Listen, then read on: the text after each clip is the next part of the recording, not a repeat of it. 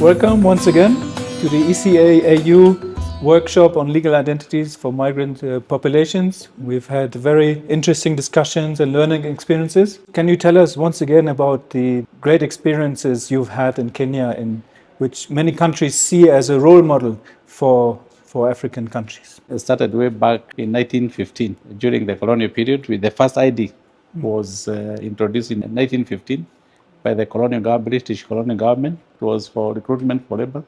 And all along we have been registering Kenyans. Even now after independence we adopted that process. But everything now was really changed from 1978 with the formation of National Registration Bureau, which is a government institution that is mandated to register Kenyans.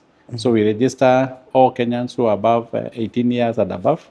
And all along we have also improved on the registration infrastructure, the systems and the rest, to the extent that in 2023 we introduced a more advanced identity system, which has an electronic card in an integrated database that helps now to support other financial institutions, telecommunication companies, including health and social services. Now the identity is central to the life and everything that we do in Kenya, because there's nothing that you can do without now the ID card or being properly identified, because every transaction, both with private institutions, even with the bank, you have to be properly registered. Very interesting. It's truly trailblazing for many countries in the region.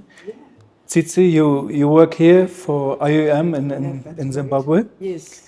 What do you think is the most fascinating part of the Kenyan experience? I think during one of our sessions, there was made mention to the Shona community that migrated to Kenya some years back, and they have now been formally recognized by the Kenyan government. Would you want to just elaborate a bit further on that? It's not only the Shona community.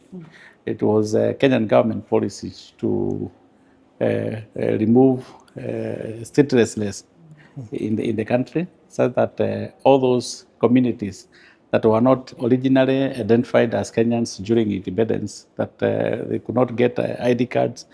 And one of those communities was Shona community, which originally came from Zimbabwe here. We also have Mkonto, Pemba, and those other communities, including others that came from southern Sudan and other areas. They were being recognized as genuine ethnic tribes for Kenya, to allow now for those communities to access government services. We have Kenyan nations who came during the construction of Kenya-Uganda Railway around 1900, and they have been there as foreigners. So even them, they were also recognized as a part of Kenyan community, and they are now able now to access identity documents. Why the government, Kenyan government, was doing that is to also bring them to contribute to national development, and also ensure that there's no discrimination of people, both Kenyans and non-Kenyans, who are living within the territory of Kenya. And that's great, because it shows you, to an extent, the power of migration.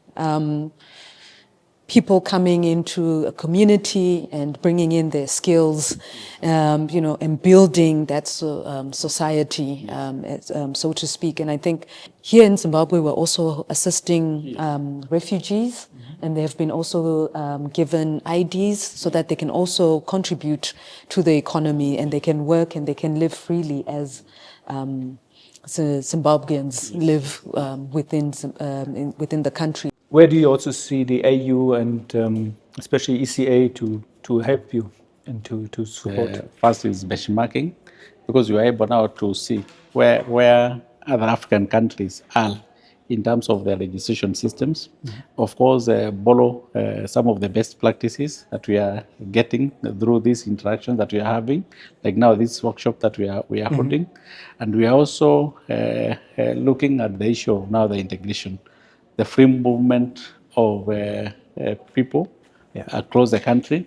And that can only be done when we as institutions from the various African states meet together, agree on the kind of technology that we need to adopt so that there is that sharing and integration of our systems, be able now to share information. Yeah. So mostly it's about capacity building, sharing of information, and of course, maybe in future, further support to some of those institutions or those countries that are still lagging behind in terms of identity, so that all African countries are at the same level.